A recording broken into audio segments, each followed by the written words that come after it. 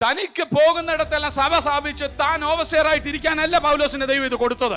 Must ആയിട്ട് നമ്മൾ പഠിച്ചിരിക്കണം റോമാലേഖനം. നമ്മൾ പലപ്പോഴും പ്രാർത്ഥിക്കുന്നത് എങ്ങനെയാണെന്നറിയാമോ? എനിക്ക് അല്ലെങ്കിൽ ആഗ്രഹിച്ചതുപോലെയുള്ള ശമ്പളം എല്ലാം കിട്ടിയതിന് ശേഷം ഞാൻ സഭയിൽ സഹകരിക്കാം. യഥാർത്ഥ ഉപദേശം, പഥ്യ ഉപദേശം എന്താണെന്ന് റോമാലേഖനത്തിൽ വെളിപ്പെടുത്തുകയാണ്.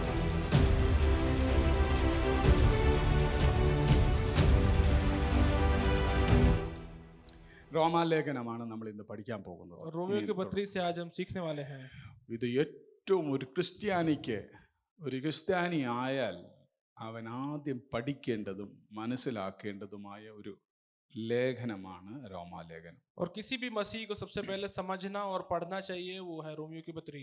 Praise the Lord. റോമാലേഖനം നമ്മൾ എൻ്റെ ജീവിതത്തിൽ എന്നെ ശരിക്കും മാറ്റിയത് ഏതാന്ന് ചോദിച്ചാൽ റോമാലേഖനം.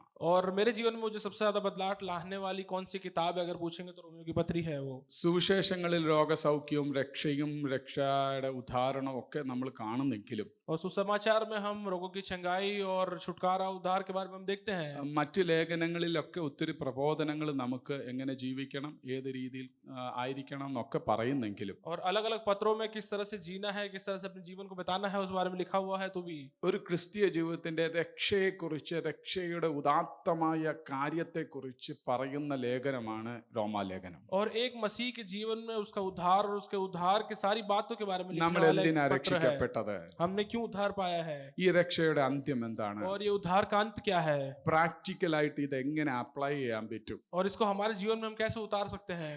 ഒരു ക്രിസ്ത്യാനി ഏറ്റവും കൂടുതൽ വായിക്കുകയും മനസ്സിലാക്കുകയും ചെയ്യേണ്ട ലേഖനമാണ് റോമാലേഖനം. और एक मसीह को सबसे ज्यादा पढ़ना और समझना चाहिए वो है रोमियो की पत्री. ഇത് നിങ്ങൾ വായിച്ചാൽ, ഇത് മനസ്സിലാക്കി പഠിച്ചാൽ, अगर ये पढ़ते हैं, इसको समझते हैं, നിങ്ങളുടെ ചിന്താ മണ്ഡലങ്ങൾ മാറും. तो आपकी सोच विचार की जो अवस्था है बदल जाएगी. നിങ്ങൾക്ക് റൈറ്റ് ആയിട്ടുള്ള മാർഗനിർദ്ദേശം, റൈറ്റ് ഡയറക്ഷൻ നിങ്ങൾക്ക് ലഭിക്കും. और सही मार्ग आपको मिलेगा. ഈ റോമാലേഖനം പൗലോസ് എഴുതുമ്പോൾ ആദ്യം കുറച്ച് ബ്രീഫായിട്ട് ഇതിൻ്റെ കാര്യങ്ങൾ പറഞ്ഞതിന് ശേഷം 1 മുതൽ 7 വരെയുള്ള വാക്യങ്ങൾ നമ്മൾ ചിന്തിക്കാം. ഇത് ഈ റോമാലേഖനത്തെക്കുറിച്ച് ഒരു ഔട്ട്ലൈൻ നിങ്ങൾക്ക് തരാൻ ഞാൻ ആഗ്രഹിക്കുകയാണ്. और रोमियो की पत्री के बारे में एक भूमिका मैं आपको बताना चाहता हूं. उसके बाद हम 1 से 7 तक के वचन पे मनन करेंगे. ഈ റോമാലേഖനം മറ്റു ലേഖനേക്കാളും വ്യത്യസ്തമാക്കുന്ന 3-4 കൂട്ടം കാര്യങ്ങളുണ്ട്. और ये रोमियो की पत्री जो है वो दूसरे पत्रियों से अलग होने वाली कुछ बातें हैं. ഒന്നാമത്തെ കാര്യം, पहली बात, എഴുതേണ്ടവർ എഴുതിക്കോണേ. ഒന്നാമത്തെ കാര്യം, लिख लें. पहली बात, ഈ റോമാലേഖനം ഈ റോമാ സഭ പൗലോസ് സ്ഥാപിച്ച സഭയല്ല. और जो रोमियो के कलीसिया है वो पौलुस ने नहीं स्थापना की थी. റോമിലുള്ള സഭയുമായിട്ട് വ്യക്തിപരമായ ഒരു ബന്ധം പോലും പൗലോസിനില്ല. और रोम की कलीसिया से कोई भी व्यक्तिगत संबंध नहीं है पौलुस को. മറ്റ് ലേഖനങ്ങളെല്ലാം നമ്മൾ നോക്കുമ്പോൾ കൊരിന്ത്യ ലേഖനം, എഫെസോസിന്റെ ലേഖനം, മറ്റെല്ലാ പൗലോസിന്റെ ലേഖനങ്ങൾ നോക്കിയാൽ ഒന്നുകിൽ कोई भी हम पत्रों को देखें, एफेसुस की पत्री है, कोई भी पत्रों को हम देखें, ഒന്നുകിൽ പൗലോസിന്റെ മിഷണറി യാത്രയിൽ ആരംഭിച്ച സഭയാണ്, और ऐसी कलीसिया होगी जो पौलुस के मिशन यात्रा में शुरू हुई है, അല്ലെങ്കിൽ പൗലോസിന്റെ മിഷണറി യാത്രയിൽ ആരെങ്കിലും നിയോഗിച്ച് ആ സ്ഥലത്തേക്ക് അയച്ച സഭ സ്ഥാപിക്കപ്പെട്ട സഭകളാണ് ബാക്കിയുള്ള എല്ലാ ലേഖനങ്ങളും. या तो ऐसी कलीसिया है जो कि पहले से स्थापित है लेकिन किसी ने पौलुस को वहां भेजा है. എന്നാൽ ഈ റോമിലെ സഭയുമായിട്ട് വ്യക്തിപരമായി ഒരു വ്യക്തിയെ പോലും അറിയാതെ, ഹല്ലേലൂയ, അല്ലെങ്കിൽ ഒരിക്കൽ പോലും ആ സഭ സന്ദർശിക്കാതെ എഴുതുന്ന ലേഖനമാണ് റോമാലേഖനം. रोमियो की पत्री ऐसा एक पत्री है कि पौलुस कभी उधर गया नहीं है, वहां पे किसी को पहचानता नहीं है, लेकिन ये पत्री वो उनके लिए लिखता है. എന്നാൽ ഇതിനകത്ത് പറയുന്ന 2-3 കാര്യങ്ങൾ ഈ ലേഖനത്തിനകത്ത് മറ്റു ലേഖനങ്ങളുമായിട്ട് വ്യത്യസ്തമാക്കുന്നത് ഒരു കാര്യം കൂടെ ഉണ്ട്. और 2-3 चीजें हैं जो इसको दूसरे पत्रों से अलग करती है. उसमें से एक बात ये है, മറ്റ് കൊരിന്ത്യ ലേഖനമൊക്കെ നമ്മൾ വായിക്കുമ്പോൾ और बाकी कोई भी पत्री हम पढ़ ले, നമുക്ക് മനസ്സിലാകുന്നത് हम इस बात को समझते हैं, ആ സഭയിലെ പ്രശ്നങ്ങളെ പരിഹരിക്കുന്നതിന് വേണ്ടിയിട്ടോ ആ പ്രശ്നങ്ങളെ അല്ലെങ്കിൽ എങ്ങനെ കൈകാര്യം ചെയ്യണം, ആ പ്രശ്നം ഉണ്ടായതിന് ശേഷം ആ പ്രശ്നത്തിന്റെ പരിഹാരം എന്ന വണ്ണം എഴുതുന്ന ലേഖനങ്ങളാണ് പല ലേഖനങ്ങൾ, പ്രബോധനം പോലെ എഴുതുന്നത്. और बाकी जो पत्रियां है वो कलीसिया की जो समस्याएं हैं उसको समझ के उसका निकास क्या है उस बारे में लिखता हुआ पत्रियां हैं. എന്നാൽ ഈ റോമിലെ സഭയ്ക്ക് എഴുതുമ്പോൾ അങ്ങനെ പ്രത്യേകിച്ച് ഇമ്മീഡിയറ്റ് അറ്റൻഷൻ കൊടുക്കത്തക്ക വിധത്തിലുള്ള എന്തെങ്കിലും സഭയ്ക്ക് പ്രശ്നം ഉളവാകുന്ന ഏതെങ്കിലും പ്രശ്നം ഉണ്ടായതിനു ശേഷം എഴുതുന്ന ലേഖനമല്ല. लेकिन ये जो रोमियो की पत्री है वो कोई भी कलीसिया में कोई भी समस्या समस्या की वजह से लिखा गया पत्री नहीं है। ഇവിടെ രണ്ട് കാഴ്ചപ്പാടുകളാണ് പൗലോസ് ഈ ലേഖനം എഴുതുമ്പോൾ കാണുന്നത്. ये पत्री को लिखते हुए पौलुस दो दृष्टिकोण को बताता है। ഒന്ന്, ദൈവശാസ്ത്രപരമായി തന്റെ വീക്ഷണത്തെ കുറിച്ച് താൻ സാക്ഷ്യപ്പെടുത്തുന്ന ഒരു ലേഖനമാണ്. पहली बात, परमेश्वर के प्रमाण के हिसाब से उसकी क्या सोच है उसको पौलुस बताता है। എന്നാൽ അതിന്റെ അർത്ഥം ഒരു വ്യക്തിയുടെ ലാസ്റ്റ് വില്ല് എഴുതത്തില്ലേ, നമ്മുടെ വിൽപത്രം എഴുതത്തില്ലേ, और एक व्यक्ति अपना जब विल लिखते हैं, ആ വ്യക്തിയുടെ സാക്ഷ്യങ്ങൾ ഇങ്ങനെ എഴുതത്തില്ലേ, ബയോഗ്രാഫികൾ, और वो अपने बायोग्राफी को लिखते हैं, എന്ന് പറയുന്നത് പോലെ തിയോളജിക്കലായിട്ട് ലാസ്റ്റ് വില്ലാണ് റോമാലേഖനം എന്നറിയപ്പെടുന്നത്. और ऐसा कहा जाता है कि रोमियो की पत्री थियोलॉजिकली पौलुस का लास्ट विल है। തിയോളജിക്കൽ പരമായി ലാസ്റ്റ് വില്ലും അതുപോലെ പൗലോസിന്റെ ടെസ്റ്റ് മണി, തന്റെ ജീവിതത്തിലൂടെ തന്റെ രക്ഷയുടെ കാര്യങ്ങളെ കുറിച്ച് വിശദമായി എഴുതിയിരിക്കുന്ന ലേഖനമാണ് റോമാലേഖനം. और ऐसी एक पत्री है जिसमें पौलुस ने अपने एक्सपीरियंसेस के बारे में लिखा हुआ है, अपनी सारी बातों को बताता है, अपने उद्धार के अनुभव के बारे में बताता है। ഇതിനകത്ത് രണ്ടാമത്തെ ഒരു വീക്ഷണമുണ്ട്. और इसमें दूसरा एक दृष्टिकोण है। രണ്ടാമത്തെ വീക്ഷണം സ്കോളേഴ്സ് പറയുന്നത്, और दूसरी बात जो पंडित कहते അതിന്റെ हैं, പേര് വിളിക്കുന്നത് പ്രോഫിലാക്റ്റിക് എന്നാണ് അതിന്റെ പേര് വിളിക്കുന്നത്. उसको प्रोफिलैक्टिक बुलाते हैं। അതിന്റെ അർത്ഥം ഇത്രയേ ഉള്ളൂ, उसका मतलब इतना है, ഒരു something is something which guards against infection. और कुछ जो कि किसी भी उपद्रव के सामने एक बाधा के समान खड़ी रहती है। എന്നാൽ ഇതാണ് ദൂരവേ നിന്ന് മനസ്സിലാക്കിയ ഒരു ഇൻഫെക്ഷൻ വരുന്നു, സഭയ്ക്കെതിരെ ഒരു ഒരു ഒരു ഒരു ഒരു ഒരു വലിയൊരു അല്ല എന്തോ വ്യാപാരം അല്ലെങ്കിൽ ഇൻഫെക്ഷൻ, അതിനെന്തോ പറയുന്നത് മലയാളത്തിൽ, വ്യാധി വരുന്നെന്ന് കണ്ടിട്ട് അത് മുന്നമേ കണ്ടുകൊണ്ട് എഴുതുന്ന ലേഖനമാണ് റോമാലേഖനം. रोमियो की पत्री ऐसा एक पत्री है जो कि कलीसिया के सामने एक उपद्रव आ रहा है, एक बीमारी आ रही है, उसको देखते हुए उसको रोकने के लिए लिखा गया एक पत्री है। അതാണ് ദൈവമക്കളുടെ അകത്തിരിക്കുന്ന ആത്മദർശനം എന്ന് പറയുന്നത്. और यही परमेश्वर के बच्चों के अंदर की आत्मदर्शन है। നമ്മുടെ ലോകത്തിൽ നോക്കുമ്പോൾ കോവിഡ് വന്നതിന് ശേഷമാണ് കോവിഡ് എന്നുള്ള മരുന്നുണ്ടായത്. हम दुनिया में देखते हैं कोविड आने के बाद में उसके लिए दवाई बनाई गई। സുനാമിയും കത്രീനയൊക്കെ ഉണ്ടായതിനു ശേഷമാണ് അങ്ങനെ ഇനി ഉണ്ടാകരുതെന്ന് വിചാരിച്ച് പല പ്രിക്കോഷൻസുകൾ എടുക്കുന്നത്. और സുനാമി आई, उसको अब नहीं होना चाहिए ऐसा कहते हैं, उसके लिए बहुत सारे प्रिकॉशंस लेते हैं। അതിനനുസരിച്ച് ആ ദേശങ്ങളിലുള്ള സ്റ്റഡികൾ നടത്തി അങ്ങനെയുള്ള വീടുകളൊക്കെ വെക്കണം എന്നൊക്കെയുള്ള പിന്നീടാണ് അത് വരുന്നത്. और वो बाद में ये बात आती है कि उस जगह पे पढ़ते हैं, उसके हिसाब से घर बनाते हैं। എല്ലാവരും ഇങ്ങോട്ട് ശ്രദ്ധിക്കണമേ, ഞാൻ മെതുവായിട്ട് ഇങ്ങനെ പറയുന്നതിന് ഇതൊക്കെ മനസ്സിലാക്കിയിട്ട് വേണം നമ്മൾ ഈ റോമാലേഖനത്തിനകത്തേക്ക് കടക്കാൻ. और आप सब इधर ध्यान दें, क्योंकि मैं धीरे धीरे इसलिए बोल रहा हूँ क्योंकि ये समझने के बाद हमें रोमियो की पत्री में जाना है।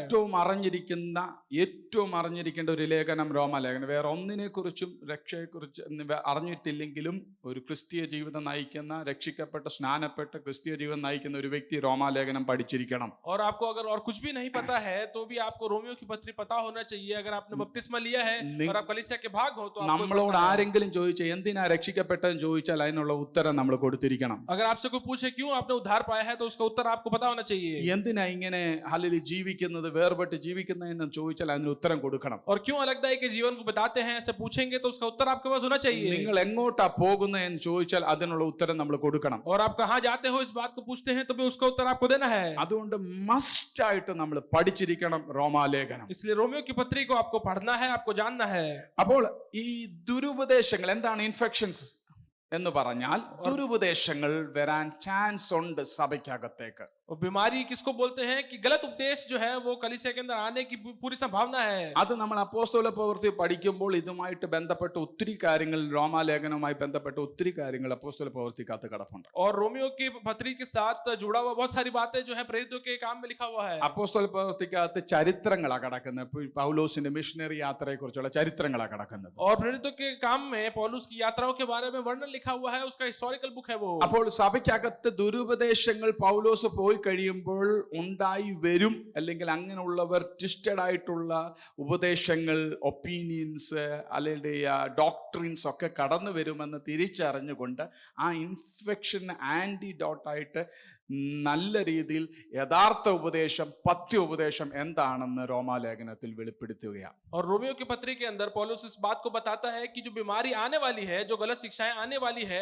उसके सामने सही क्या है, उस बात को लिखा हुआ है रोमियो की पत्री में। ഇനി ഈ ലേഖനം എവിടെ വെച്ചാണ് എഴുതുന്നത്, और इसको कहाँ लिखा जाता है? നിങ്ങൾ അതൊക്കെ എഴുതുന്നുണ്ടെന്ന് എന്റെ വിശ്വാസം. ഇത്രയും ബുദ്ധിമുട്ടിയൊക്കെ പറയുമ്പോൾ അല്പമെങ്കിലും അത് എഴുതി പഠിക്കുന്നത് നല്ലതാണ്. और आप इस बात को लिख रहे हैं, ऐसा हमारा विश्वास है। അപ്പം ഇതിന്റെ ഒക്കേഷൻ എവിടാണെന്ന് ചോദിച്ചാൽ और ये कहाँ लिखा गया, अगर इस पूछे കുറച്ച് വാക്യങ്ങൾ നമ്മൾ റോമാലേഖനത്തിൽ നിന്ന് പുറത്തുനിന്ന് വായിച്ചിട്ട് റോമാലേഖനത്തിന്റെ അകത്തെ വാക്യങ്ങളിലേക്ക് നമുക്ക് വരാം. और रोमियो की पत्री के बाहर से कुछ वचन हम पढ़ेंगे, उसके बाद हम रोमियो की पत्री के अंदर आएंगे। AD 58 ഈ സംഭവം എഴുതപ്പെടുന്നത്. और AD 58 के अंदर ये बातें होती है। അപ്പോസ്തല പ്രവൃത്തി 19-21 और प्रेरितों का काम 19वां अध्याय उसका 21वां वचन। അപ്പോസ്തല പ്രവൃത്തി 23-11 ആർക്കെങ്കിലും വായിക്കാം. और प्रेरितों का काम 19-21 उसका 19वां अध्याय उसका 21वां वचन।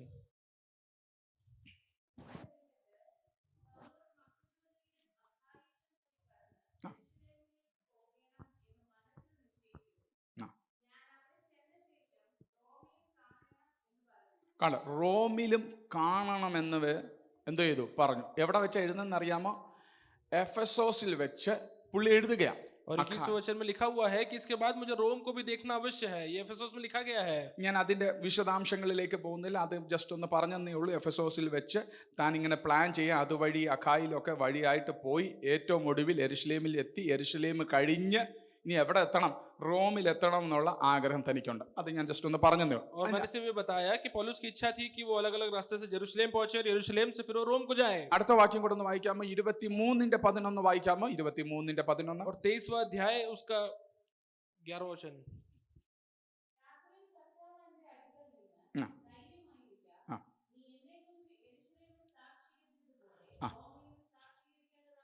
ഒന്ന് ശ്രദ്ധിച്ചോണേ.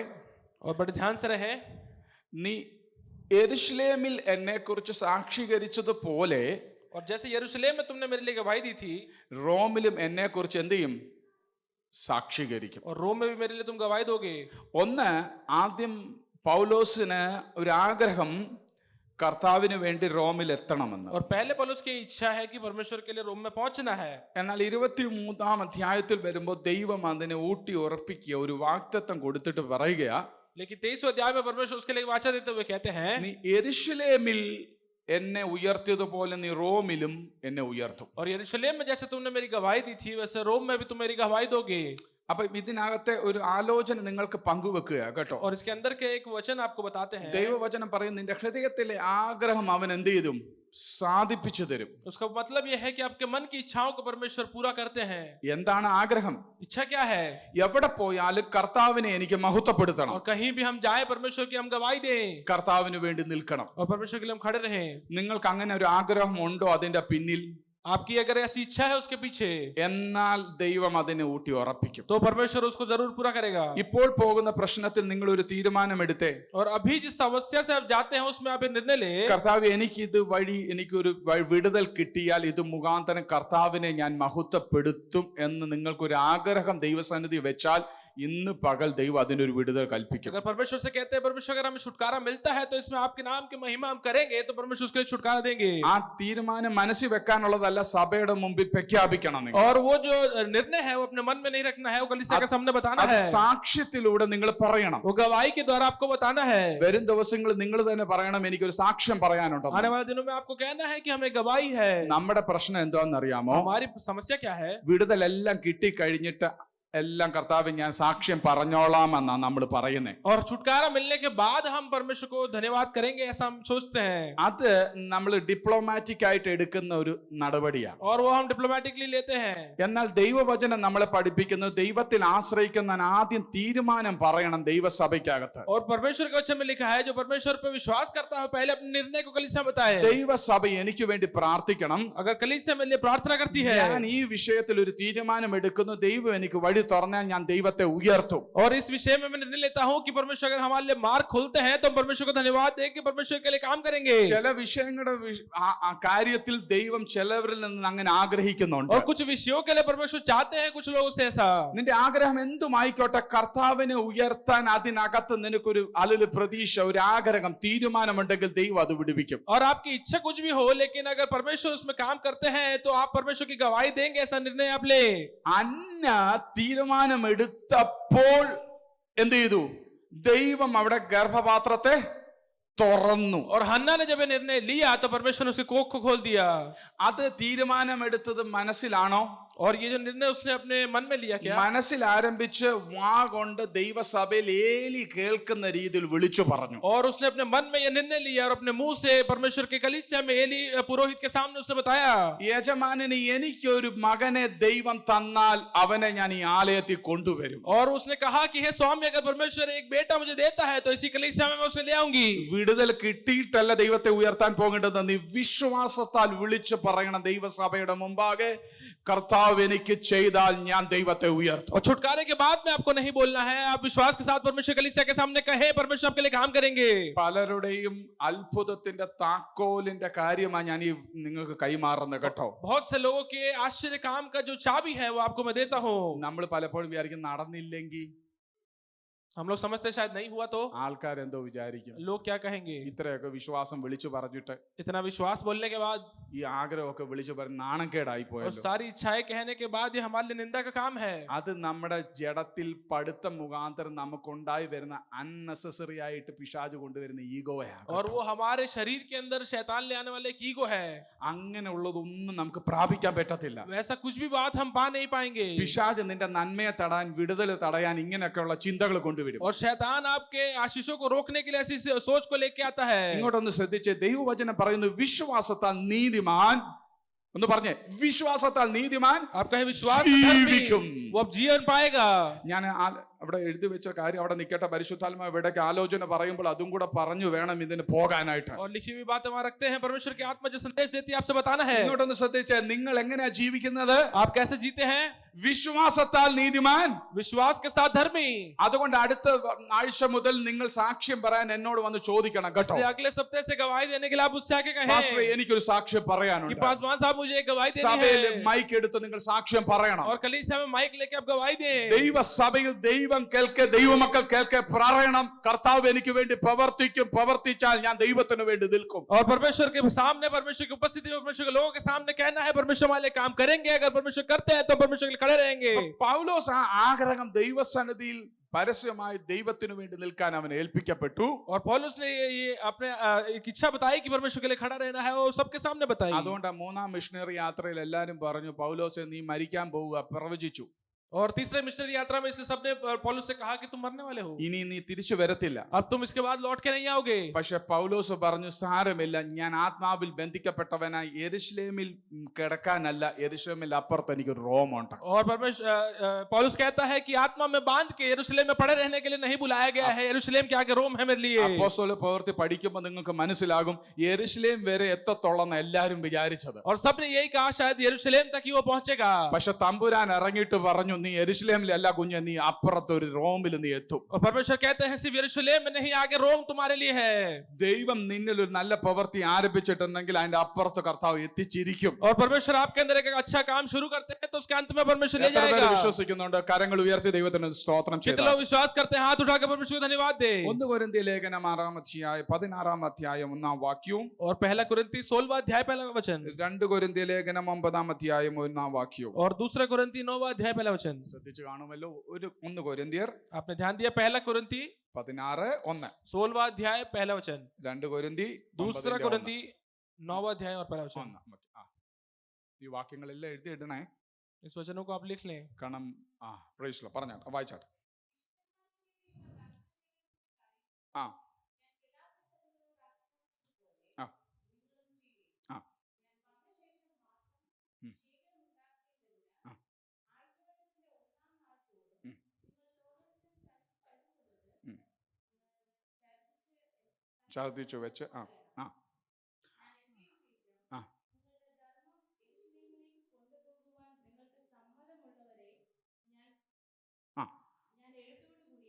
ആ മതി മതി.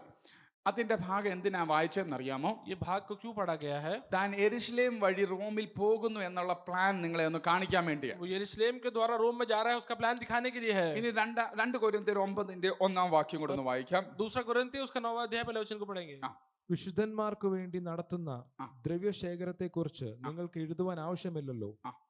ആഖായ കീഴാണ്ട് മുതൽ ഒരുങ്ങിയിരിക്കുന്നു എന്ന് ഞാൻ നിങ്ങളെക്കുറിച്ച് മക്കോദോന്യരോട് പ്രശംസിച്ചു വരുന്ന നിങ്ങളുടെ മനസ്സൊരുക്കം ഞാൻ അറിയുന്നു. ആമേൻ. നിങ്ങളുടെ മനസ്സൊരുക്കം അഖായിലുള്ള ആണ്ട് മുതൽ നമ്മൾ മുമ്പ് വായിച്ച വാക്യം നമ്മൾ വായിച്ചു. അപ്പോസ്തല പ്രവർത്തിക്കകത്ത് അഖായിൽ നിന്നും ഹല്ലേലൂയ ഫിലിപ്പിയിൽ നിന്നും പിന്നെ യെരുശലേമിൽ നിന്ന് റോമിലേക്കുള്ള ആ ഒരു ട്രാവൽ प्लान അവിടെ ഉണ്ടായിരുന്നു. और प्रेरितों के काम में हमने पढ़ा कि अखाई से निकल के मकदूनिया और फिर उसके बाद यरूशलेम जाने का एक ट्रैवल प्लान था. അപ്പോൾ അതിനകത്ത് പറയുന്ന ഇങ്ങനെയാണ്, उसके अंदर यूं कहा जाता है, ഹല്ലേലൂയ യെരുശലേമിലേക്ക് താൻ എന്തിനാ പോകുന്നതെന്ന് അറിയാമോ? यरूशलेम में क्यों जाते हैं? ഹല്ലേലൂയ വിശുദ്ധന്മാരുടെ ശേഖരണം എല്ലാം സ്വീകരിച്ചിട്ട് അവിടെയുള്ള വിശുദ്ധന്മാരെ ശുശ്രൂഷിക്കാൻ വേണ്ടി ഹല്ലേലൂയ താൻ ഒരു ശേഖരണം നടത്തുകയാണ്. और वो एक सेवा करने के लिए वो वहां जाते हैं.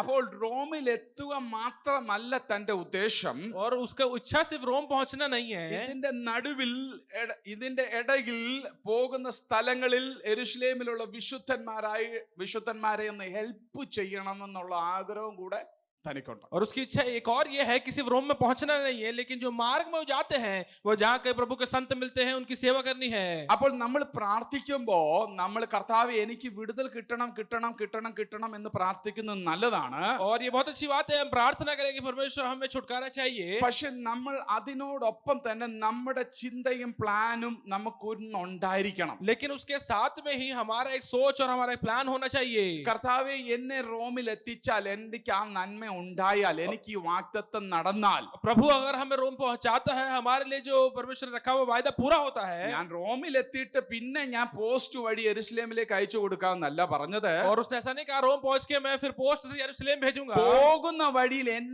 എന്നെ കൊണ്ട് കഴിയുന്ന രീതിയിൽ അല്ലെങ്കിൽ വിശുദ്ധന്മാരെ സഹായിക്കാൻ, അതിനോട് യോജിക്കാൻ, അതിനോട് ചേർന്ന് നിൽക്കാൻ ഞാൻ ഇടപെടും. और जाने वाले रास्ते में जहां कभी प्रभु के संत मिले उनकी सेवा करने के लिए हम तैयार हैं. നമ്മൾ പലപ്പോഴും പ്രാർത്ഥിക്കുന്നത് എങ്ങനെയാണെന്ന് അറിയാമോ? और हम कैसे प्रार्थना करते हैं? കർത്താവേ എനിക്ക് അല്ലെങ്കിൽ ആഗ്രഹിച്ചതുപോലെയുള്ള ശമ്പളം എല്ലാം കിട്ടിയതിന് ശേഷം ഞാൻ സഭയിൽ സഹകരിക്കാം. और प्रभु हमें जो इच्छा है वैसी सैलरी मिले तो हम कलीसिया में, उसके बाद में हम कलीसिया में हम सहभागी देंगे. എല്ലാ പ്രശ്നങ്ങൾ കഴിഞ്ഞതിന് ശേഷം ആ വിഷയത്തിന് വേണ്ടി ഞാൻ ആ വ്യക്തിക്ക് വേണ്ടി ഞാൻ ഹെൽപ്പ് ചെയ്യാം. और सारी समस्याएं खत्म होने के बाद में उस दूसरे व्यक्ति के लिए हम हेल्प करेंगे. ദൈവവചനം അങ്ങനല്ല പഠിപ്പിക്കുന്നത്. और परमेश्वर के वचन में ऐसा नहीं पढ़ाते हैं. നമ്മുടെ ദൈവം നമ്മളോട് പറഞ്ഞ വാഗ്ദത്തം നിവർത്തിക്കപ്പെടണമെങ്കിൽ ചില കാര്യങ്ങളുമായിട്ട് കണക്റ്റഡാ. और परमेश्वर ने जो वचन हमें बताया है, जो वाचा हमें दिया है, वो पूरा होना है, तो कुछ बातें कनेक्टेड हैं.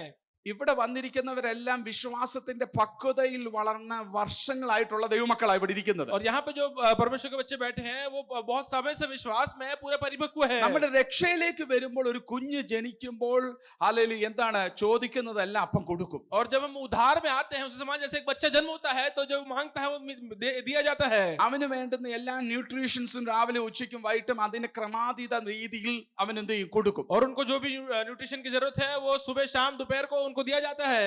കുറച്ച് കഴിയുമ്പോൾ അവൻ കരയാൻ തുടങ്ങും. അവന്റെ വളർച്ചയുടെ അനുസരിച്ച് അവന് മനസ്സിലാകും എനിക്ക് കരഞ്ഞാൽ എന്ത് ചെയ്യും? പാല് കിട്ടും. और कुछ समय के बाद वो जैसे बड़ा होता है उसे पता चलता है रोएंगे तो दूध मिलेगा. അപ്പൊ അപ്പനും അമ്മയും എന്ത് ചെയ്യും? അത് വെയിറ്റ് ചെയ്യും. तो माता पिता उसके लिए रुकते हैं. അതിലൂടെയാണ് അവൻ വെളിപ്പെടുത്തുന്നത് എനിക്ക് വിശക്കുന്നു वैसे എന്നുള്ളത്. वो बताता है कि हमें भूख लगी है. അപ്പൊ കഴിയുമ്പോൾ ആ സ്റ്റേജ് കഴിയുമ്പോൾ അടുത്തത് അപ്പനും അമ്മയും വിചാരിക്കുന്നത് എന്താണെന്നറിയാമോ? ഇവൻ പ്രവർത്തിച്ചു തുടങ്ങണം, നടന്നു തുടങ്ങണം. और उसके बाद माता पिता ये चाहते हैं कि ये चलना शुरू करे, प्रवृत्ति करना शुरू करे. ഈ കൊടുത്ത ഭക്ഷണത്തിനനുസരിച്ച് ന്യൂട്രീഷൻ അനുസരിച്ച് ഇവൻ വിശ്വാസത്തിൽ ചെയ്യുന്നുണ്ടോ അതിനനുസരിച്ചാണ് അവന്റെ വളർച്ച ഉണ്ടാകുന്നത്. और जितना उनको न्यूट्रिशन जा रहा है उस हिसाब से कि विश्वास में क्या वो करते हैं वैसा देख के आगे बढ़ा जाता है. എന്നാൽ ഞാൻ നടന്ന് എഴുന്നേറ്റ് നിൽക്കട്ടെ എല്ലാം കിട്ടിയതിനു ശേഷം ഞാൻ കൊടുക്കാമെന്നല്ല. और ऐसा नहीं है कि हम खड़े हो जाएं उसके बाद हम देंगे. അല്ലെങ്കിൽ നിന്റെ പെട്ടകം ചുമന്നുകൊണ്ട് ഹല്ലേലൂയ നീ യോർദാനിലെ കാല് ചവിട്ടുന്നത് നിന്റെ ഉത്തരവാദിത്തമാണ്. और आप जो संदूक को उठाते हुए जैसे यर्दन में पैर रखते हैं वो आपका उत्तरदायित्व है. ദൈവം തന്ന ചെറിയ നന്മയിൽ വിതയ്ക്കേണ്ടത് നിന്റെ പ്രവൃത്തിയാണ്. और परमेश्वर ने जो आपको थोड़ा दिया है उसमें से बोना ये आपका काम है. നീ വിതയ്ക്കാൻ തുടങ്ങുമ്പോൾ 100 മേനി ദൈവം തിരിച്ചു തരാൻ തുടങ്ങും. और जैसे आप बोना शुरू करते हैं तो 100 गुना परमेश्वर वो उसको लौटा के देता है. നമ്മൾ പലപ്പോഴും പ്രാർത്ഥിക്കും 100 മേനിക്ക, പക്ഷെ ഉള്ള വിത്ത് വിതയ്ക്കാൻ തയ്യാറല്ല. और हम बहुत प्रार्थना करते हैं कि 100 हमें लौटा के दे, लेकिन जो हमारे पास है उसको हम बोने के लिए तैयार नहीं है. ദൈവം പറയുന്നത് 100 മേനി തരാൻ തക്കവണ്ണം പൊട്ടൻഷ്യൽ ഉള്ള ഒരു വിത്ത് നിന്റെ കൈ ഞാൻ ഏൽപ്പിച്ചിട്ടുണ്ട്. और परमेश्वर कहता है 100 गुना वापिस आने वाला एक बीज तेरे हाथ में दिया हुआ है. അതുകൊണ്ട് പൗലോസ് അവരെ പഠിപ്പിക്കുകയാണ്. पौलुस उनको ये सिखाता है. ഹല്ലേലൂയ. ക്രിസ്തീയ ജീവിതം എന്ന് പറയുന്നത് और मसीह जीवन जो है തരണം തന്നാൽ കൊടുക്കാം, തന്നിട്ടേ കൊടുക്കത്തുള്ളൂ എന്നല്ല പഠിപ്പിക്കുന്നത്. और ऐसा नहीं सिखाता आप दो आपको हमें देंगे तो हम हमको वापस देंगे. അഖായിലും ഹല്ലേലൂയ മക്കദോനിയിലുമുള്ള വിശ്വാസികളെ അവരെ പഠിപ്പിച്ചത് ഇങ്ങനെയാണ്. और अकाई और मकेदोनिया के विश्वासियों ने उनको ऐसे सिखाया. നിങ്ങളുടെ ഇല്ലായ്മയിലും അല്പത്തിലും നിങ്ങൾ കൊടുക്കാൻ തുടങ്ങുമ്പോൾ അത് വർദ്ധിച്ചു വരും. और आपके पास जब नहीं है, आपके पास जब कम है, उसमें से आप देते हैं तो वो बढ़ता है. ഇതേ തത്വം തന്നെയാണ് ഉടനീളവും ദൈവ അല്ലെങ്കിൽ വേദപുസ്തകത്തിൽ നമ്മൾ കാണുന്നത്. और इसी बात को पूरे परमेश्वर के पवित्र शास्त्र में हम देखते हैं. വിശ്വാസത്തിൽ ഉറച്ചിരിക്കുന്ന ദൈവത്തെ തിരിച്ചറിഞ്ഞ ദൈവരക്ഷയെ മനസ്സിലാക്കിയ ദൈവമക്കളോടെല്ലാം ഈ തത്വമാണ് ദൈവം और ഉപയോഗിച്ചത്. विश्वास में रहने वाले, विश्वास को समझने वाले सबके लिए एक ही तत्व दिया गया है. അതുകൊണ്ടാണ് ശിഷ്യനായ തന്റെ ദാസനായ ഒളിവയുടെ ഭർത്താവായിരിക്കുന്ന ആ വ്യക്തി മരിച്ചു കഴിഞ്ഞപ്പോൾ ഏലീശ പറയുക നിന്റെ വീട്ടിനകത്ത് എന്തോ ഉണ്ടെന്ന് ചോദിച്ചു. അല്പം എണ്ണയുള്ളൂ. ആ എണ്ണ എന്ത് ചെയ്യണം? അടുത്ത പാത്രങ്ങളിലേക്ക് കവരപ്പെടണം. और इसीलिए जब याजकों के दास मर गए तो एलीशा उनसे पूछता है कि तुम्हारे पास क्या है, जो थोड़ा सा तेल है उसको तुम उंडेलना शुरू करो. ഏലിയാവ് ഒരിക്കലും പറഞ്ഞില്ല അടുത്തുള്ള എണ്ണകളെല്ലാം വാങ്ങിച്ച് ആ എണ്ണ അതിനകത്ത് എണ്ണ നിറഞ്ഞതിന് ശേഷം നീ ഒഴിക്കാനായിട്ട് എന്തെങ്കിലും പറഞ്ഞോ? और एलिया ने ऐसा नहीं कहा कि जो तुम्हारे पास है वो पूरा भर जाए उसके बाद तुम दूसरा भेजो. അങ്ങനെ ഒരിക്കലും നടക്കത്തില്ല. ऐसा कभी नहीं होगा. അതുകൊണ്ട് ദൈവവചന പ്രകാരം നമ്മൾ അനുഗ്രഹിക്കപ്പെടണമെങ്കിൽ, परमेश्वर के वचन के अनुसार अगर आपको आशीष पाना है, നമ്മൾ ആത്മീകമായും ഭൗതികമായും ശാരീരികമായും ധനപരമായും നമ്മൾ വളരണമെങ്കിൽ, और आपको अगर आत्मिक रीत से, शारीरिक रीत से आपके संपत्तियों में बढ़ना है, കൊടുക്കുമ്പോഴാണ് വർധനവ് और ഉണ്ടാകുന്നത്. जब देते हैं तो बढ़ता है. ചിലവരെന്ത് ചെയ്യുന്നറിയാമോ? कुछ लोग क्या करते हैं? നമ്മൾ മണ്ടന്മാരാരും ഇവിടെ ഉണ്ടോ? ഇല്ല. ഒരുമാതിരി ഐക്യമുള്ളവരാണ് എല്ലാവരും അല്ലേ? और यहाँ पे कोई भी मंदबुद्धि नहीं है, सब अच्छे आईक्यू वाले हैं. നമ്മള് ഈ കർഷകരെ നോക്കിയാല് और अगर हम किसानों को देखते हैं അവർക്ക് വിളവ് കിട്ടും അല്ലേ? तो और उनकी वर्ष। कटनी होती है हर साल. അതിനകത്തുനിന്ന് അവരെന്തിനാ ഏറ്റവും പാകമുള്ള നല്ല വിത്തുകൾ എടുത്തു മാറ്റും. और उसमें से जो सबसे पका हुआ जो बीज है उसको हटा देते हैं. എല്ലാ വിത്തും എടുക്കത്തില്ല, അതിന് പറ്റിയ വിത്തുകളുണ്ട്. और सारे बीज नहीं निकालते हैं, सबसे अच्छा जो होता है उसमें से वो निकाल लेते हैं. അവർക്ക് അതിന്റെ കനവും അതിന്റെ കാമ്പും ഒക്കെ കാണുമ്പോഴേ അറിയാം ഈ വിത്ത് ഭയങ്കര പൊട്ടൻഷ്യൽ ഉള്ളതാണ്. उसको देखते हैं, उसका जब भार देखते हैं तो समझ जाते हैं कि इस बीज के अंदर पोटेंशियल है. അത് അങ്ങോട്ട് മാറ്റി വെക്കും. उसको हटा के रखते हैं. അത് മാറ്റി വെച്ചിട്ട് ബാക്കി എന്ത് ചെയ്യും? അവര് കടയിൽ കൊടുക്കും. और उसको हटाने के बाद बाकी जो है वो उसको दुकान में देते അത് हैं വ്യാപാരം ചെയ്യും. और उसको व्यापार करते हैं. കുറെയൊക്കെ അവർ വീട്ടിലെ ഭക്ഷണത്തിന് വേണ്ടി അവരുടെ സ്വയം ജീവിതത്തിന് വേണ്ടി അത് എടുക്കും. और कुछ उसमें से अपने खुद के लिए निकाल लेते हैं. എന്നാൽ അവര് വീടിന്റെ ഏറ്റവും ഒരു കോണിൽ നല്ല സുരക്ഷിതമായ സ്ഥലത്ത് ആ വിത്ത് അവിടെ വെച്ചേക്കും. लेकिन वो जो बीज है उसको वो एक सुरक्षित स्थान पे घर में रखते हैं. എന്തിനു വേണ്ടിട്ടാ? वो क्यों रखते हैं? അടുത്ത മഴ വന്ന് അതെല്ലാം കിളച്ചതിന് ശേഷം ഈ വിത്ത് എന്ത് ചെയ്യും? പാകാൻ വേണ്ടി. എന്തിനാ? അടുത്ത വർഷത്തേക്ക് വിളവ് അല്ലയോ? അയ്യോ, നിങ്ങളുടെ ഇരിപ്പ് കണ്ടു കഴിഞ്ഞാൽ ഇതുമായിട്ട് യാതൊരു ബന്ധവും ഇല്ല. കനേഡിയൻ സിറ്റിസൺ ആണോ എല്ലാവരും? ആൾ Canadians? Are we all Canadians? No. क्या आप सब कनाडियंस हैं? Malayalis, right? हम सब मलयाली हैं. Pure Malayalis, right? Indian, pure Indians. എല്ലാവരും pure Indians, right? और हम सब पूरे भारतीय हैं. It's not a language that you cannot connect with me. No, right? എല്ലാവർക്കും ഇത് മനസ്സിലാവുന്നുണ്ടല്ലോ. आप सबको ही समझ में आ रहा है. അപ്പം ഈ വിത്ത് എവിടെ സൂക്ഷിച്ച് എവിടെ വെക്കും? उस बीज को बहुत सुरक्षित तरह से एक जगह रखते हैं. ഒരു ദിവസം നോക്കിയപ്പോ കലവറെ നോക്കിയപ്പോ ഗോതമ്പ് മണി ഒന്നും ഇല്ല കഴിക്കാൻ. एक दिन जब देखते हैं तो अंदर खाने के लिए बीज नहीं है. അല്ലെങ്കിൽ ഉണ്ടായിരുന്ന ഭക്ഷ്യ സാധനങ്ങളൊന്നുമില്ല. और जो धान था वो खत्म हो चुका है. അപ്പോഴാ പെട്ടെന്ന് ഓർമ്മ വന്നേ, तो याद आता है വെച്ച വിത്ത് അവിടെ കിടപ്പുണ്ട്. और जो रखा हुआ बीज वहां पे पड़ा हुआ है. ഇപ്പം വിശക്കുന്നു, അന്ന് ആ വിത്ത് എടുത്ത്. अभी भूख लग रही है. ആരെങ്കിലും അങ്ങനെ ചെയ്യോ? तो क्या कोई करता है कि उस बीज में से निकाल के खा ले? കാരണം എന്താ? ഈ വിത്താണ് അടുത്ത വർഷം 100 തിരിച്ചു കിട്ടേണ്ടത്. क्योंकि यही बीज अगले साल जो है वो 100 वापस आना है.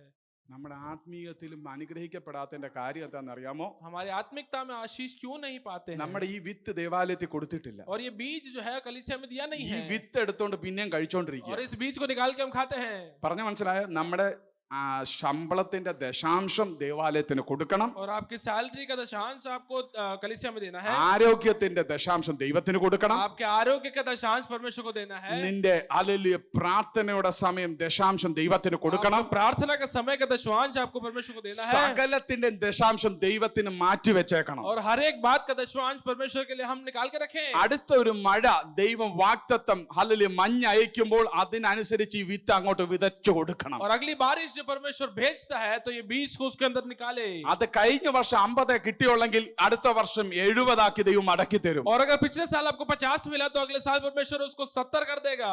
ഇത് പഠിപ്പിക്കാൻ വേണ്ടിയാ പൗലോസ് പറയുന്നത് Christian life is not just hallelujah following something some ideology. और इसीलिए पौलुस कहता है कि मसीह जीवन जो है वो किसी बात के पीछे आप जाते हो वो नहीं है. ഇതൊരു ആക്ഷൻ, ഇറ്റ്സ് ആൻ ആക്ഷൻ. और ये एक एक्शन है. അത് എങ്ങനെയാണ് ആക്ഷൻ കാണിക്കുന്നത്? और इस कार्य को कैसे दिखाते हैं? That you can show through your Christian charity. और जो आपके देने के अनुभव से आपको पता चलता है. Christian charity എന്ന് പറയുമ്പോൾ പൈസ മാത്രമല്ല, और मसीह चैरिटी जो है वो सिर्फ ഈ पैसा नहीं സഭയിലെ है. സകല കാര്യങ്ങളും മനസ്സിലാക്കി നിങ്ങൾ അതിനു വേണ്ടി സമയം और ചെലവഴിക്കണം. कलीसिया की बातों को समझ के उसके लिए आप अपने कुछ एबिलिटीज को देते हैं. ഞാൻ ചോദിക്കട്ടെ, നിങ്ങളെ ജോലിയുടെ സമയം മാറ്റി വെച്ചിട്ട് എത്ര പേര് പ്രയർ സെൽ മീറ്റിംഗിന് വരുന്നുണ്ട്? और नौकरी का समय हटा के कितने लोग प्रेयर सेल मीटिंग में ദൈവം आते हैं? ഇതെല്ലാം നോക്കിക്കൊണ്ടിരിക്കുക കേട്ടോ. ഉപവാസ പ്രാർത്ഥനയ്ക്ക് വരുന്നുണ്ട്. परमेश्वर ध्यान रखता है कितने लोग उपवास प्रार्थना में आते ഈ हैं. എത്ര പേര് ഹല്ലേലൂയ ഈ കൃത്യമായി സഭാരാധനയ്ക്ക് കറക്റ്റ് സമയത്തിന് വരുന്നുണ്ട്? और कितने लोग आराधना के लिए सही समय पे आते हैं. ഇതെല്ലാം നമ്മൾ ഈ വിത്തിൽ നിന്ന് എടുത്ത് കഴിച്ചോണ്ടിരിക്കുക और ये കേട്ടോ. सब हम इस बीज में से निकाल के खाते हैं. ഇത് പിശാചിന്റെ ഒരു തന്ത്രമാണ്. और ये शैतान का एक तंत्र है.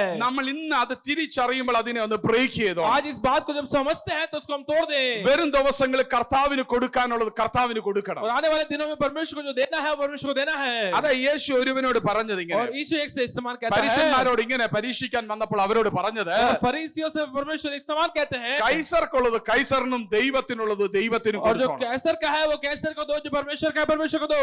അപ്പോൾ അതുകൊണ്ടാണ് അല്ലെങ്കിൽ പ്രവൃത്തി കൂടാതുള്ള വിശ്വാസം നിർജീവമാണെന്ന് യാക്കോബ് ലേഖനത്തിൽ നമ്മളെ പഠിപ്പിക്കുന്നുണ്ട്. इसलिए याकूब के पत्री में लिखता है कि जो कार्य नहीं है ऐसा कि विश्वास जो है वो निर्जीव है. അപ്പം വിശ്വാസം എന്ന് പറയുന്നത് അനുസരണത്തിലൂടെയാണ്, പ്രവൃത്തിയിലൂടെയാണ്, അത് ആക്ഷനിലൂടെയാണ് വെളിപ്പെടേണ്ടത്. विश्वास जो कहते हैं वो आपके आज्ञाकारिता में, आपके प्रवृत्ति में दिखना चाहिए. ഇവിടെയും പൗലോസ് നമ്മളെ അതാണ് പഠിപ്പിക്കുന്നത്. और यही पौलुस आज हमें इधर सिखाता है. നമ്മൾ ഒരു വാക്യം വായിച്ചിട്ട് നമുക്ക് തുടങ്ങാം. 1-ാം അധ്യായത്തിന്റെ അതിന്റെ 5-ാം വാക്യമാണ് ഇംഗ്ലീഷിൽ കടക്കുന്നത്, 6-ാം വാക്യമാണ് മലയാളത്തിൽ കടക്കുന്നത്.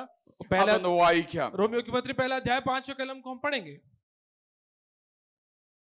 സമയമായി. ഓക്കെ.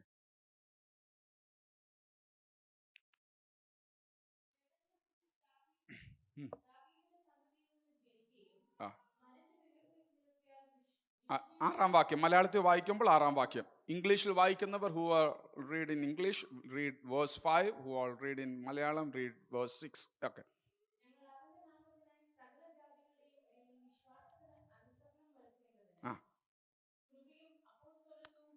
നോക്കിയേ, കൃപയും അപ്പോസ്തോലിത്വവും പ്രാപിച്ചത് എന്തിനു വേണ്ടിട്ടാ? और कृपा और प्रेरिताई क्यों आपको मिली है? എന്തിനു വേണ്ടിട്ടാ ദൈവം നമുക്ക് ഈ കൃപ തന്നെ? क्यों परमेश्वर ने आपको कृपा दिया है?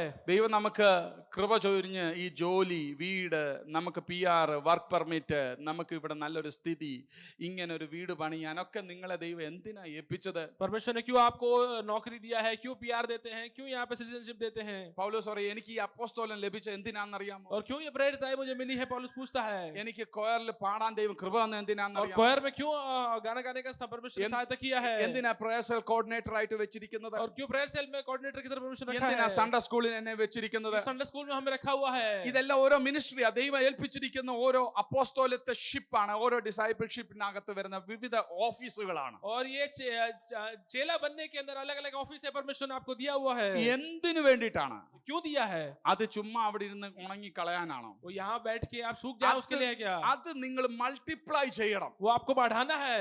അത് നിങ്ങളുടെ ശുശ്രൂഷയിലൂടെ അത് വർദ്ധിച്ചു വരണം. वो आपके सेवकाई के द्वारा बढ़ना है. അത് നിങ്ങൾ മാത്രമല്ല, നിങ്ങളുടെ കൂടെ ഇരിക്കുന്ന സഭയും നിങ്ങളുടെ കൂടെ വളരണം. वो सिर्फ आप नहीं, आपके साथ जो कलीसिया है वो भी बढ़ना है. നിങ്ങളുടെ യെരുശലേമിലുള്ള വിശുദ്ധന്മാരുടെ ബലം പ്രാപിക്കണം. और यरूशलेम में जो संत है उनके सामर्थ्य को पाना है. ഇവിടെ ക്ഷീണിച്ചു വരുന്ന ഒരു അസ്ഥി ഉണ്ടെങ്കിൽ അവൻ ജീവൻ പ്രാപിച്ച് മടങ്ങി പോകണം. और सूखी हुई कोई हड्डी अगर आती है तो उसको जीवन पाना है, वो वापस जाना है. കൊയറിലുള്ളവര്, മീഡിയയിലുള്ളവര് എല്ലാവരും ശ്രദ്ധിച്ചേ. പറയുന്നത്. और choir में जो है, मीडिया में जो है, आप ध्यान दें। നിങ്ങൾ പാടുമ്പോൾ എന്താ സംഭവിക്കുന്നത് आप അറിയാമോ? गीत गाते हैं तो क्या होता है? നിങ്ങൾ കർത്താവിൽ നിങ്ങൾക്ക് ഏൽപ്പിച്ചു തന്നിരിക്കുന്ന ആ ശുശ്രൂഷകൾ അത് മനസ്സിലാക്കി ആത്മാവിൽ അത് ചെയ്യുമ്പോൾ और जब परमेश्वर में जो सेवकाई आपको दिया गया है उसको समझ के നിങ്ങൾ आप करते हैं, പാടുമ്പോൾ പ്രസംഗിക്കുമ്പോൾ ആരാധിക്കുമ്പോൾ പ്രാർത്ഥിക്കുമ്പോൾ ഇവിടെ ഇരിക്കുന്ന ഉണങ്ങിയിരിക്കുന്ന അസ്ഥികൾ എഴുന്നേൽക്കാൻ ഇടയായിട്ട് और जब आप गीत गाते हैं, जब प्रचार करते हैं, जो सूखी हुई हड्डियां यहाँ पे पड़ी हुई है, वो जीवन पाना है। ക്ഷീണിച്ചിരിക്കുന്നവർ എഴുന്നേൽക്കുവാൻ ഇടയായിത്തീരും. और जो थके हुए हैं उनके अंदर जान आना है।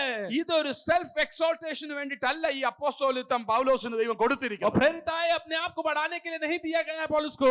അധികമായ കൃപമേൽ കൃപ അധികമായി പൗലോസിന് ദൈവം കൊടുത്തിരിക്കുന്നത് തനിക്ക് ശുശ്രൂഷയിൽ മേന്മ നേടാൻ വേണ്ടിയിട്ടല്ല ദൈവം കൊടുത്തത്. इतना अनुग्रह परमेश्वर ने पौलुस को इसलिए नहीं दिया है कि वो अपनी सेवकाई के अंदर बहुत बढ़ जाए। തനിക്ക് പോകുന്നിടത്തെല്ലാം സഭ സ്ഥാപിച്ച് താൻ ഓവർസിയറായിട്ട് ഇരിക്കാനല്ല പൗലോസിന് ദൈവം ഇത് കൊടുത്തത്. और पौलुस को परमेश्वर ने इसलिए नहीं दिया है कि जहां कहीं वो जाता है वो कलीसियाओं को बनाए, उसका ओवरसियर बन के बैठे। അതുകൊണ്ടാണ് പൗലോസ് ഒരിക്കൽ പോലും കാല് ചവിട്ടിട്ടില്ലാത്തതും കണ്ടിട്ടില്ലാത്തതും വ്യക്തിപരമായി ബന്ധമില്ലാത്ത റോമിലെ ലേഖനങ്ങൾ എഴുതി അവരെ ബലപ്പെടുത്തുന്നത്. और इसीलिए पौलुस कभी जानता नहीं है, कभी मिला नहीं है ऐसे रोम के लोगों के लिए वो पत्र लिखता है।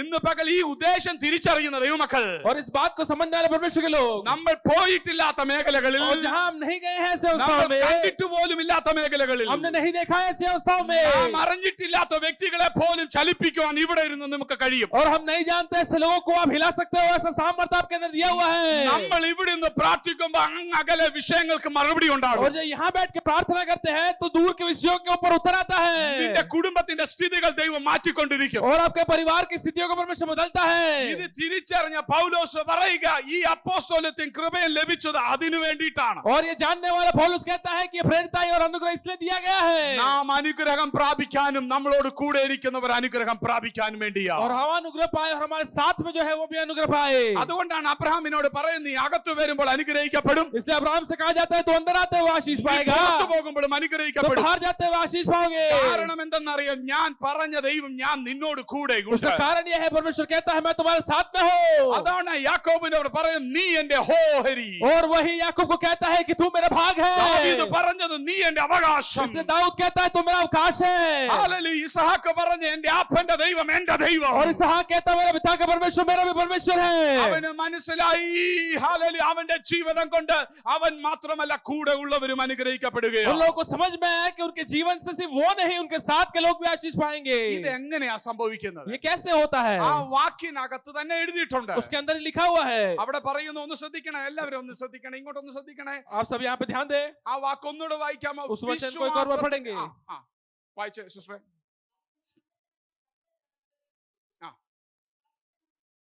കണ്ട എന്തിനു വേണ്ടിട്ട് ഇത് ലഭിച്ചെന്നറിയാമോ? और ये क्यों दिया गया है? വിശ്വാസത്തിന്റെ ഒന്ന് പറഞ്ഞ വിശ്വാസത്തിന്റെ विश्वास के രണ്ട് വാക്കാ. 2 वचन है, ഫെയ്ത്ത്, विश्वास ഒബീഡിയൻസ്. और आज्ञाकारिता। ഒബീഡിയൻസ് ഇല്ലാതെ ഫെയ്ത്ത് ഇല്ല. और आज्ञाकारिता के बिना विश्वास नहीं है। ഫെയ്ത്ത് ഉണ്ടെന്ന് പറയുവൻ ഒബീഡിയൻസ് ഉണ്ടായിരിക്കണം. और अगर विश्वास है बोलते हैं तो आपके अंदर आज्ञाकारिता भी होना चाहिए। അത് വെളിപ്പെടുത്തേണ്ടതാ. और वो दिखाने की बात है। വിശ്വാസത്തിന്റെ 100 വാക്യങ്ങൾ നമ്മൾ ഉരുവിട്ടത് കൊണ്ട് കാര്യമായില്ല. और विश्वास के 100 वचन हम बोलते हैं उससे कोई मतलब नहीं है। അവർ പറയാ വിശ്വാസത്തിന്റെ അനുസരണം നീ ക്രിസ്തീയ ജീവിതത്തിലൂടെ और വെളിപ്പെടുത്തണം. विश्वास का जो पूरा होता है वो आपके आज्ञाकारिता के द्वारा मसीह जीवन में पूरा होता है। To show your Christian life through your action. और आपका मसीह जीवन आपके कार्य के द्वारा दिखना चाहिए। That you can do it in charity. और वो आप चैरिटी में कर सकते हैं। That you can do through an obedience. और वो आप विश्वास का और आज्ञाकारिता के द्वारा कर सकते हैं। നീ ദൈവസഭയിൽ ദൈവദാസന്മാർക്ക് അപ്പോസ്തലന്മാർക്ക് കീഴ്പ്പെട്ട അനുസരണം നിന്റെ ജീവിതത്തിലൂടെ വെളിപ്പെടുമ്പോഴാണ് അതിന്റെ പ്രവൃത്തി ആരംഭിക്കുന്നത്. और उसका काम तब शुरू होता है जब परमेश्वर के दासों और परमेश्वर के लोगों की बात को आप मानते हैं। അതുകൊണ്ട് ഫിലോമോന്റെ ലേഖനത്തിന്റെ 21 വാക്യത്തിൽ ഇങ്ങനെ വായിച്ചത് നമ്മൾ इसलिए फिलेमोन की पत्री उसका 21वें वचन में स्थान पढ़ते हैं। ഒത്തിരി പ്രാവശ്യം നമ്മൾ ഇവിടെ വായിച്ചിട്ടുള്ളൂ, എങ്കിലും ഒരിക്കൽ കൂടി അതൊന്ന് വായിക്കാം. और बहुत बार इसको हमने पढ़ा है, एक और बार हम पढ़ेंगे। അതിന്റെ 21 വാക്യം. और फिलेमोन उसका 21वां वचन।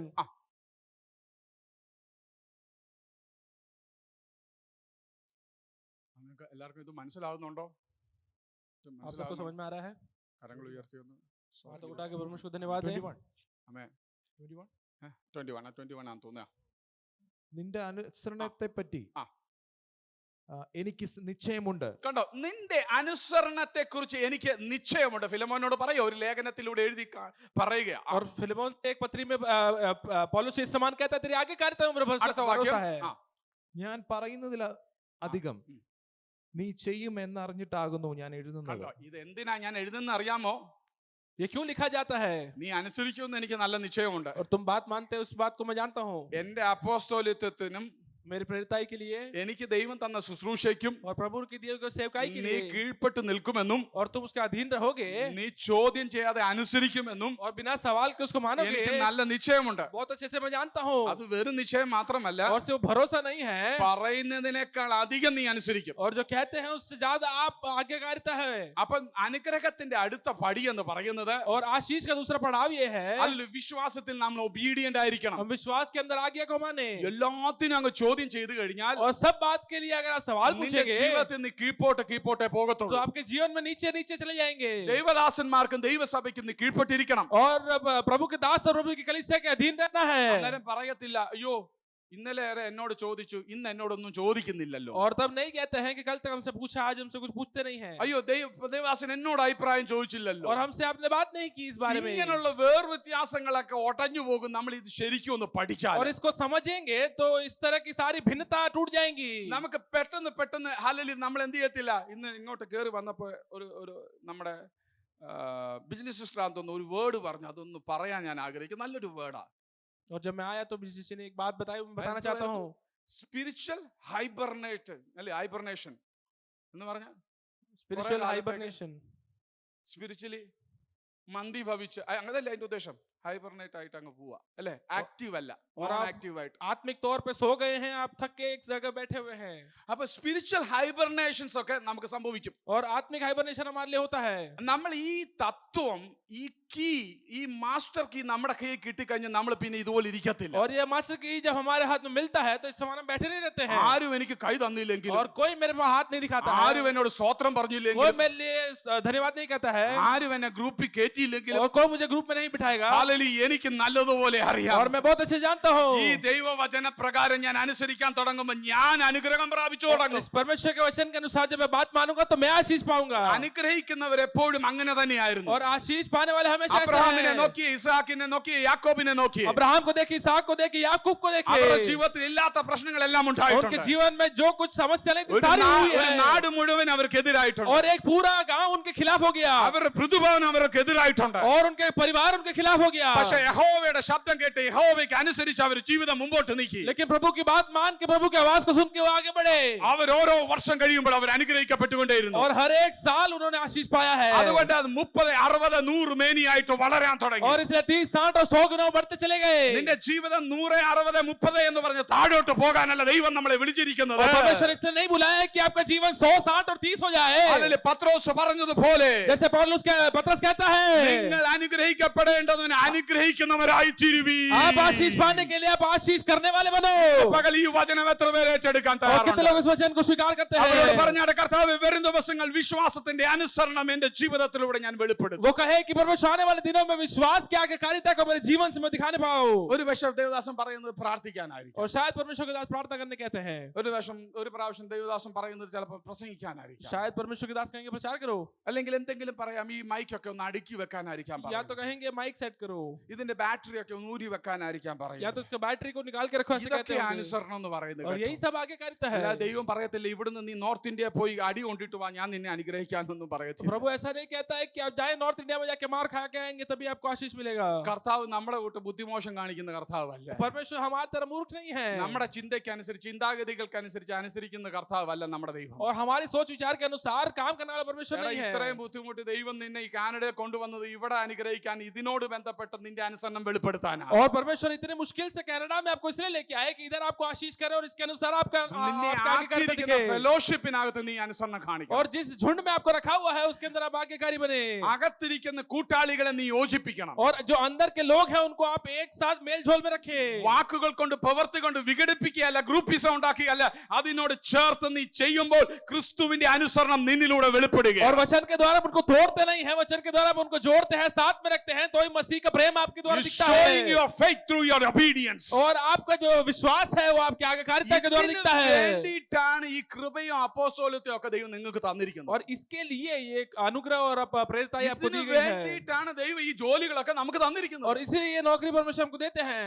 ഇതിനു വേണ്ടിയിട്ടാണ് ദൈവം നിങ്ങൾക്ക് ഈ ടാലന്റുകളൊക്കെ और തന്നിരിക്കുന്നത്. इसीलिए ये टैलेंट आपको दिया गया है। ദൈവം തന്നതെല്ലാം ഈ ഒരു ഉദ്ദേശത്തോടെ. प्रभु ने सब कुछ ये इसी के ഈ लिए दिया है। ഉദ്ദേശം നമ്മൾ മനസ്സിലാക്കുമ്പോൾ ये उद्देश्य जब समझ में आता നമുക്ക് है, ഹാലല് പിന്നത്തെ വൈമുഖ്യങ്ങളൊന്നും വരത്തില്ല. और उसके बाद हमें कोई भी बुराई नहीं लगती है। നമുക്ക് വരും ദിവസങ്ങൾ അങ്ങനെ ദൈവം നമ്മളെ സഹായിക്കട്ടെ. आने वाले दिनों परमेश्वर में ऐसी ഏതെങ്കിലും सहायता വിഷയത്തിൽ करे। നമ്മൾ നിശ്ചലമായി और പോയിട്ടുണ്ടെങ്കിൽ किसी विषय में अगर हम चुप हो गए हैं, ഒന്ന് നമുക്ക് ആത്മപരിശോധന तो ചെയ്യാം. हम अपने आप को एक बार जांचे। ഞാൻ ക്രിസ്തുവിൽ അനുസരണക്കേട് എവിടെങ്കിലും കാണിച്ചിട്ടുണ്ടോ? क्या मसीह में हम कहीं आज्ञा नहीं माने हैं? പൂർണ്ണമായി അനുസരിക്കാൻ പറ്റിയിട്ടുണ്ടോ? और क्या पूरी तरह हम मान पाए हैं? അതല്ല എങ്കിൽ കർത്താവേ ഇന്ന് ഞാൻ എന്നെ സമർപ്പിക്കുന്നു. नहीं तो परमेश्वर अपने आप को मैं समर्पण करता हूँ। എന്നെ ആക്കിയിരിക്കുന്ന ഫെലോഷിപ്പിൽ मुझे जहाँ पे खड़ा रखा है उस ഞാൻ झुंड में പൂർണ്ണമായി അനുസരിക്കുക. मैं पूरी तरह बात को मानूं। വരും ദിവസങ്ങൾ നമുക്ക് അധികമായി ചിന്തിക്കുവാൻ ദൈവം ഇടയായി. आने वाले दिनों में और समझने के लिए परमेश्वर में ഈ सहायता ക്രിസ്തു करेगा। അനുസരണം ക്രൂശ് വരെ നീളുന്നത്. और ये मसीह का जो अनुशासन है वो क्रूस तक जाता ഈ है। പിതാവിനെ അനുസരിച്ച് ക്രൂശ് വരെ പുത്രൻ അനുസരിച്ചെങ്കിൽ और पिता को पुत्र ने क्रूस तक माना। ഗത്സമനയിൽ വെച്ച് പിടിക്കപ്പെടാൻ പിതാവിന്റെ ഇഷ്ടത്തിനു വേണ്ടി ഏൽപ്പിക്കപ്പെട്ടവെങ്കിൽ और गत्सेमने की वाटिका में परमेश्वर ने पिता के इच्छा के लिए छोड़ दिया। ഗബേദയുടെ കളത്തിൽ ഹല്ലേലൂയ മുറിവുകൾ അടികളേറ്റ് പിതാവിന്റെ ഇഷ്ടത്തിനു വേണ്ടി ഏൽപ്പിച്ചു കൊടുത്ത പുത്രനെ നമുക്ക് കാണാൻ और കഴിയും. कितनी मार खा के पिता की इच्छा के लिए सौंपने वाले पुत्र को हम देखते हैं। ഇതെല്ലാം ഏൽപ്പിച്ചു കൊടുക്കുമ്പോഴും ആ പുത്രന് നല്ല നിശ്ചയമുണ്ട്. और ये सब देते हुए भी पुत्र अच्छी तरह जानता है। ഈ അനുസരണത്തിനപ്പുറമായിട്ട് ദൈവത്തിന്റെ മഹത്വം മൂന്നാം ദിവസം എനിക്ക് വേണ്ടി എഴുന്നള്ളി ये अनुशासन के दूसरी तरफ तीसरे दिन मेरे लिए परमेश्वर का महिमा रखा हुआ है। എത്ര പേര് വിശ്വസിക്കുന്നുണ്ട് കുഞ്ഞെ നിന്റെ അനുസരണത്തിന്റെ പിന്നാലെ ഒരു മഹത്വം നിനക്ക് വേണ്ടി കടന്നു വരികയാണ്. कितने लोग विश्वास करते हैं कि बच्चे आपके विश्वास और आपके अनुशासन के पीछे परमेश्वर का महिमा आने वाला है। കൂട്ടുകാരന്മാർ നിന്നെ പരിഹസിച്ചോളട്ടെ. और आपके दोस्त शायद आपकी निंदा करेंगे, എന്നെ നിങ്ങളെ मुझे ഒറ്റപ്പെടുത്തിക്കൊള്ളട്ടെ. और आपको अकेला करेंगे। ക്രിസ്തുവിന്റെ അനുസരണത്തിന് വേണ്ടി നീ വിധേയപ്പെടുമ്പോൾ അപ്പുറത്ത് ദൈവം ഒരു മഹത്വം വെളിപ്പെടുത്തും. और मसीह के अनुशासन के लिए जब अपने आप को आप तैयार करते हो तो आगे आपके लिए एक महिमा रखी है। നീ എഫെസോസിൽ ഒതുങ്ങി പോകത്തില്ല. आप एफेसस में नहीं रहेंगे, നീ അഖായിൽ ഒതുങ്ങി आप പോകത്തില്ല. अकाई में नहीं रहेंगे, നീ കപ്പച്ഛേദത്തിൽ മുടിഞ്ഞു പോകത്തില്ല. और आप उस जहाज के अंदर नहीं मर जाएंगे। യെരൂശലേമിൽ വെച്ച് നീ ബന്ധിക്കപ്പെട്ടു പോകത്തില്ല. यरूशलेम में आपको बंदी नहीं बनाया जाएगा। അതിനപ്പുറത്ത് ദൈവം പറയുന്നു നിന്നെ ഞാൻ റോമിൽ और കൊണ്ടെത്തിക്കും. उसके आगे प्रभु कहता है रोम में तुझे ले जाना ഇന്ന് है। പകൽ നിങ്ങളോടുള്ള ദൈവത്തിന്റെ ആലോചന ഇവിടെ വിളിച്ചു और പറയുക. आपके लिए परमेश्वर की ये वाणी है। ദൈവം നിങ്ങളോട് പറഞ്ഞത് ദൈവം നിവർത്തിച്ചിരിക്കും. परमेश्वर आपके लिए जो कहता है परमेश्वर उसको पूरा करेगा। അതിനുവേണ്ടി ദൈവമേ ആ കോളിങ്ങിന് വേണ്ടി അപ്പാ പിതാവെ ഞാൻ അനുസരണമുള്ളവനായി और उस ഏൽപ്പിക്കപ്പെടുക. बुलाहट के लिए